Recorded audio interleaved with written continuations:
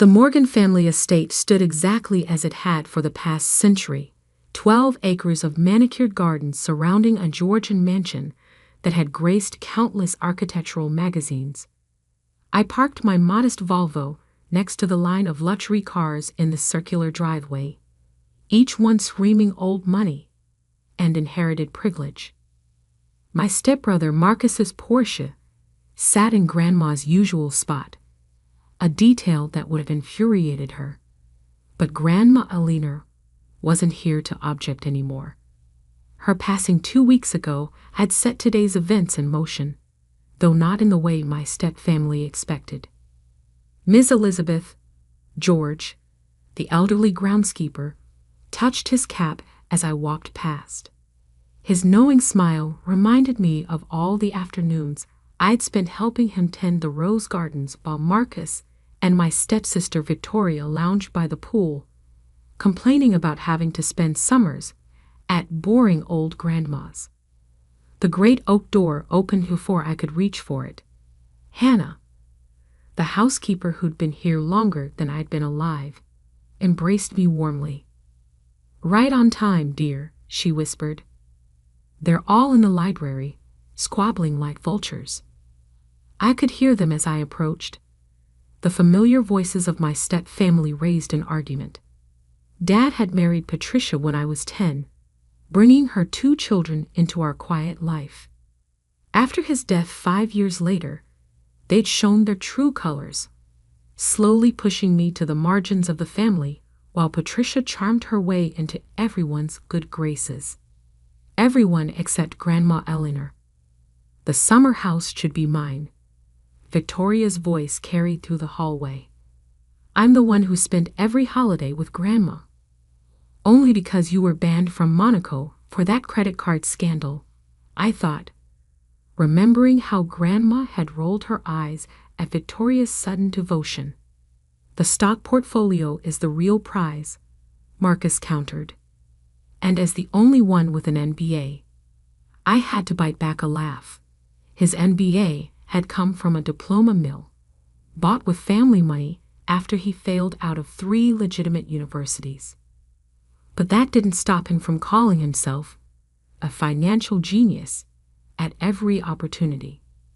The library doors were open, revealing the assembled family in all their entitled glory. Patricia perched on Grandma's favorite armchair like she already owned it, wearing the kind of black dress that was more fashion statement than mourning. Victoria sprawled on the leather sofa, scrolling through her phone while simultaneously arguing about her claim to the property. Marcus paced by the fireplace, his expensive shoes scuffing the antique rug Grandma had brought back from Morocco. Mr. Sullivan, the family lawyer, sat quietly at Grandma's desk, watching the performance with an expression I knew well. He'd called me last night. "You'll want to be there for this, Elizabeth." Eleanor made sure of that. I stepped into the doorway, and the temperature in the room seemed to drop 10 degrees. "What is she doing here?" Victoria didn't bother looking up from her phone. "Elizabeth." Patricia's voice dripped false concern. "Darling, this is really just for family." "I am family," I said quietly. "Grandma Alina was my father's mother." "Yes, but..." Patricia waved her hand dismissively. "Given the circumstances." "Given that you're not a blood Morgan," Marcus cut in, moving to stand between me and Mr. Sullivan. "This is for real family only." He stepped forward, his 6-foot frame trying to intimidate my 5'4". "We wouldn't want to waste your time. I'm sure you have some little apartment to get back to." The apartment he was referring to was actually a penthouse in the city's most exclusive building, not that they knew that. They all thought I was struggling, living off my modest teaching salary. They had no idea about the tech company I'd built, the investments I'd made, or most importantly, the conversation I'd had with Grandma Alina 6 months ago. Actually, I started, but Marcus was already pushing me back through the doorway. This is for real family only, he sneered, grabbing the heavy library doors. Go grade some papers, or whatever it is you do. The doors shut in my face with a decisive click. I smoothed my simple black dress, channel, though they'd never recognize it as such, and took a seat in the lobby's window alcove. Through the leaded glass, I could see the rose gardens Grandma and I had tended together, the bench where she'd sat me down last spring with a conspiratorial gleam in her eye. They think I'm getting senile, she'd said, sipping her tea, playing the doddering old woman while they circle like sharks. Let them think that. We'll show them what a Morgan woman can do. I checked my watch. The Morgan family crest on its face caught the light. Grandma's graduation gift to me, along with the seed money for my company. The only one of them worth anything, she declared, watching me accept my MBA from Stanford, while Marcus slept off a hangover and Victoria shopped in Paris. My phone buzzed. A message from my CFO. Morgan estate transfer complete. All paperwork filed. I smiled, settling back to wait. In the library, I could hear Marcus starting his practice speech about his plans for modernizing the estate. Victoria's whining about her emotional connection to the summer house. Patricia's smooth assertions about honoring Eleanor's wishes. Then suddenly, silence. Mr. Sullivan must have opened the envelope. The screaming started exactly as I'd expected. Victoria's high-pitched wail, Marcus's bellow of rage, Patricia's shocked gasp. She did again. This can't be legal. 6 months ago, she sold everything 6 months as a Joe. The library doors flew open.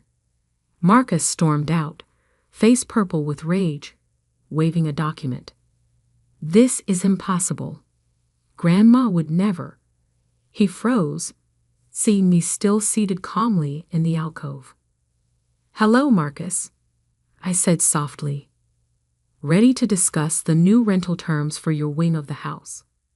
Because sometimes the best revenge isn't just owning the estate, it's watching them realize who really owns them. The library had erupted into chaos. Victoria paced frantically, her designer heels clicking against the hardwood floors. Grandma Eleanor had restored herself. Patricia sat frozen in what was no longer her chair, her perfectly maintained facade cracking. And Marcus looked like he might actually explode. Mr. Sullivan, he sputtered, this has to be a mistake. Grandma wasn't. She couldn't. Your grandmother, Mr. Sullivan said calmly, was of perfectly sound mind when she sold the estate 6 months ago. In fact, she insisted on a complete psychological evaluation before proceeding, knowing you might try to contest it. I walked back into the library, taking my rightful place behind Grandma's desk. The leather chair still smelled faintly of her signature perfume. 6 months ago, Victoria whispered, sinking onto the sofa, when she was supposedly getting confused about her medications.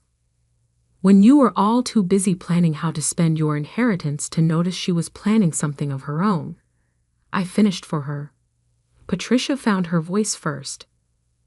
But the money. Surely she didn't. I mean, the estate must have sold for millions. 27 million, to be exact, Mr. Sullivan supplied, which Mrs. Eleanor Morgan immediately reinvested in her granddaughter's technology company, Morgan Innovations. Another shocked silence. Your what? Marcus turned to me, his face a fascinating shade of purple. I opened my laptop, bringing up the company website. Morgan Innovations, currently valued at just over $3 billion. We specialize in AI-driven security systems and sustainable energy solutions. I smiled. Grandma was our biggest investor and most enthusiastic board member. But you're a teacher, Victoria shrieked. I teach one advanced computer science seminar at MIT, I corrected, as a favor to my alma mater. The rest of my time is spent running my company. The company that now owns this estate, the summer house, and most of the Morgan family holdings. Patricia stood shakily. This isn't possible. You've tricked her somehow. Manipulated her. Mr. Sullivan cleared his throat. I have here a video recording of Mrs. Morgan explaining her decisions. She insisted on making it, again anticipating your reactions. He pressed play on his tablet. Grandma Aliner's face filled the screen, as sharp and elegant as ever. If you're watching this, I'm dead, and my darling vultures are trying to contest my final act of business. She smiled her infamous smile, the one that had terrorized social climbers for decades. To my step-grandchildren, Marcus and Victoria, you never understood what the Morgan name truly meant. You thought it was about money, about status. You spent years pretending to care about me while planning how to spend my fortune. Victoria flinched. Marcus looked away. To Patricia, you married my son for his name and stayed for my money. Don't bother denying it. I've known since you tried to access my accounts during his funeral. Patricia sank back into her chair, her face ashen. But Elizabeth, Grandma's voice softened. Elizabeth understood. She saw the Morgan legacy for what it was. Not just wealth, but innovation, creation, the drive to build something meaningful. While you all were lounging by my pool and planning my death, she was building an empire.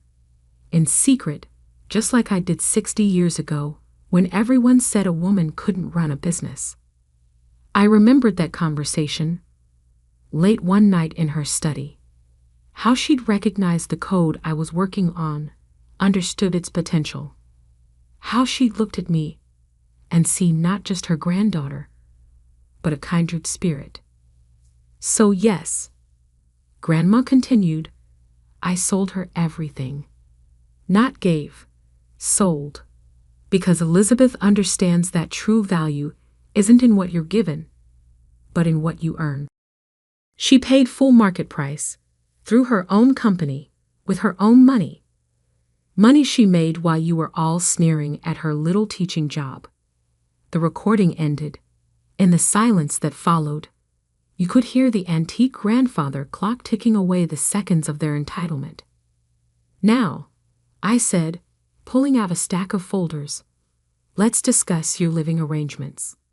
Our what? Marcus's voice cracked. Your rental agreements. While I have no intention of evicting you immediately, you'll understand that as the new owner, I need proper contracts in place. Market rate rent, of course. Market rate? Victoria looked faint. But I don't have. An income? I finished. Yes, I know. Fortunately, Morgan Innovations is always hiring.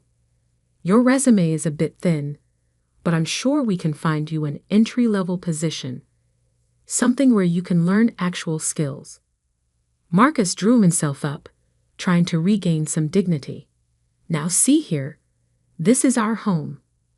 No, I cut him off. This was Grandma's home, which she sold to me. Your sense of entitlement doesn't constitute ownership. I opened the first folder. Now about that MBA you claim to have. The color drained from his face. Fraud is such an ugly word, I continued. I'd prefer to think of it as an opportunity for growth. You can either sign a legitimate rental agreement and accept a position in our corporate compliance department, where you'll learn about actual business ethics, or you can try explaining your fake credentials to the board of your investment firm. Your choice. Patricia stood up, smoothing her designer dress. Elizabeth, Surely we can discuss this reasonably. As family. Family? I looked up at her. Like when you canceled my college fund after Dad died? Or when you told the country club I was unfortunately unstable when I started my company instead of joining your social circle? She sat back down. Mr. Sullivan, I said, please distribute the rental agreements. They have until Friday to sign or vacate. Victoria burst into tears. Real ones this time, not the calculated sobs she usually employed. Marcus looked like he was having trouble breathing. Patricia just sat there, probably calculating how many of her society friends would hear about this. Oh, and one more thing, I added, picking up Grandma's favorite fountain pen. The staff, Hannah, George, everyone you've been treating like servants instead of the family they actually are, they all get to stay, with significant raises and full benefits. Through the window, I could see George tending the roses we planted together. Hannah appeared in the doorway, carrying a tea service, Grandma's best china. Your usual Earl Grey, Miss Elizabeth? She asked, her eyes twinkling. Yes, thank you, Hannah. I sat back in what was now my chair, in what was now my library, in what had always been my true home. I believe we have some long overdue changes to discuss. Because sometimes the best revenge isn't just taking back what's yours. It's using it to build something better than they could ever imagine. 3 months after the inheritance revelation, the Morgan estate had transformed. The East Wing, once Marcus's private party haven, now housed Morgan Innovations' new AI research center. The pool house where Victoria had spent countless hours sunbathing had become a state-of-the-art conference facility. And Grandma Aliner's beloved gardens had been expanded, with a new sustainable greenhouse that powered half the property. I sat in the library, my library now, reviewing the latest changes when Hannah brought in my morning coffee. The contractors finished the solar installation, she reported, setting down the cup. And Miss Victoria actually arrived on time for her training session today. That made me look up. Really? How's she doing? Sarah in HR says she's showing surprising aptitude for project coordination. Once she stopped complaining about having to work, that is. I smiled, remembering Victoria's face when I'd explained that her new entry-level position included managing the estate's renovation projects. You want me to work with contractors? She's learning, I said, taking a sip of coffee. How's Marcus adjusting to the compliance department? Hannah's eyes twinkled. Well, after he accidentally exposed his own fake MBA during his first audit, he's been surprisingly dedicated to understanding actual business ethics. The irony wasn't lost on either of us. Marcus, who'd spent years bragging about his business acumen, was now learning the basics from entry-level compliance training. My phone buzzed. A message from Mr. Sullivan. Patricia's here. Says it's urgent. I sighed. Send her in. Patricia entered looking distinctly less polished than usual. The designer outfits had been replaced by something more practical, and her perfect manicure showed signs of actual work. Elizabeth, she began, then stopped, taking in the changes to the library. The antique furniture remained. Grandma's taste had always been impeccable, but now it shared space with cutting-edge technology. Holographic displays showed real-time business data, while the old oak shelves held both leather-bound classics and digital archives. The country club board meeting was this morning, she said finally. Ah, so that's what this was about. They're revoking my membership. Her voice cracked slightly. Apparently, living in rental property doesn't meet their ownership requirements. How unfortunate, I said mildly, remembering all the times she'd used that same club to exclude me. Though I hear the public golf course is quite nice. Elizabeth, please. She sank into a chair. I know I've made mistakes. Mistakes? I set down my coffee, like canceling my college fund, or telling everyone I was mentally unstable when I started my company? Or perhaps you mean the mistake of trying to access Grandma's accounts during my father's funeral. She flinched at each example. I was wrong. About everything. About you. Yes, I agreed. You were. I'm not asking you to forgive me, she continued. But I'd like to understand. How did you do it? Build all this while we thought you were just a teacher? Just the quiet stepdaughter you could safely ignore. I stood, walking to the window. The garden below was full of activity. Employees enjoying the new outdoor workspace. Researchers discussing projects among the roses Grandma and I had planted.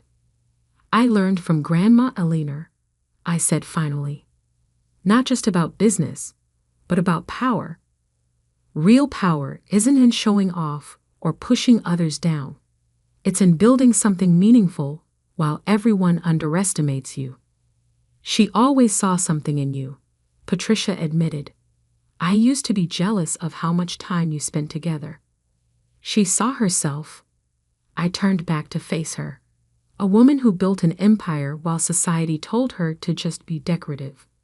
Did you know she bought her first company using money she made selling her own jewelry?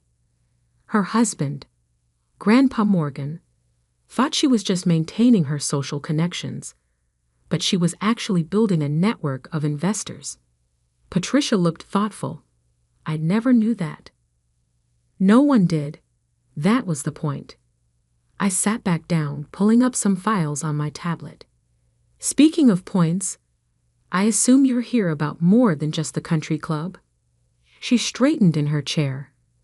Yes, I'd like to work. A real job, not just charity boards and social committees. That I hadn't expected. The renovation project, she continued. I've been watching Victoria learn about it, and I had experience with historical properties. From all those museum boards I sat on, I thought maybe. I studied her carefully. The perfectly curated facade had cracked, revealing something almost genuine. The Heritage Conservation Team does need a coordinator, I said slowly. Someone who understands both historical value and modern functionality. But I held up a hand as hope flickered across her face. It's not a glamorous position. No assistant, no expense account. Just hard work preserving what matters while building something new. Like what you've done here, she gestured to the library. Exactly. I pulled up a contract. You'll report to Victoria. 2. Victoria? She blinked. She's earned it. Turns out when you actually give people a chance to prove themselves, they sometimes surprise you. I sent the contract to her email. Take the weekend to think about it. After she left, Hannah reappeared with fresh coffee. That was generous of you, she said. We'll see if she actually takes it. I checked my schedule. The board meeting starts in 10 minutes. Is everything ready in the new conference room? Yes, though Marcus is nervous about presenting his first compliance report. I smiled. Good. A little nervousness keeps people honest. The estate hummed with activity as I walked to the conference room. Employees, many of them local kids who'd never dreamed of working in tech, collaborated in spaces that had once hosted only idle gossip and social climbing. The old Morgan money had transformed into something productive, innovative, meaningful. In the hall, I passed the portrait of Grandma Eleanor in her prime, elegant, sophisticated, and secretly powerful. The artist had captured the gleam in her eye, That hint of hidden strength that most people missed. My phone buzzed again. A message from my CFO. Stock hit another record high. The sustainable energy division is exceeding all projections.